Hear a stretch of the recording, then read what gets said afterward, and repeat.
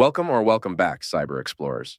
It's Chris, and in this video, we'll explore together with this step-by-step guide how to change BIOS mode from legacy to UEFI. So without further ado, let's get right into it. First, we need to understand that legacy boot requires Windows to boot from an MBR disk, while UEFI boot requires a GPT disk. Therefore, it's necessary to convert the disk partition style from MBR to GPT when switching the firmware setting from legacy to UEFI.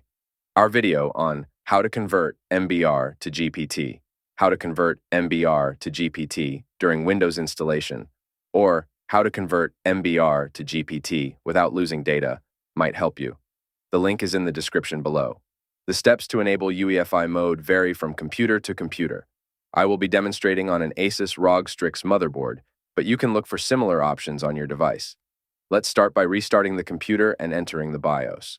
If you don't know which key to press to enter the BIOS or UEFI setup menu, our video on how to enter BIOS or UEFI by manufacturer might help you. The link is in the description below. Now, in the BIOS or UEFI setup menu, if you are in easy mode view, switch to advanced mode view. In my case, I can do that by pressing F7. Normally, you can find the boot mode configuration under the boot tab. Under the boot tab, you should enable or choose UEFI or disable CSM.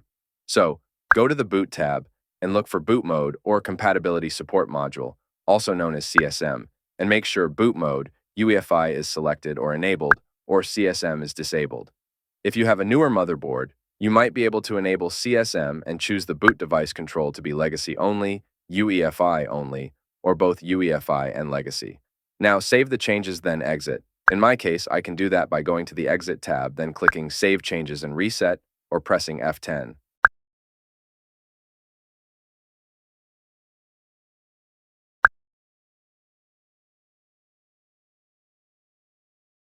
And that's it for today.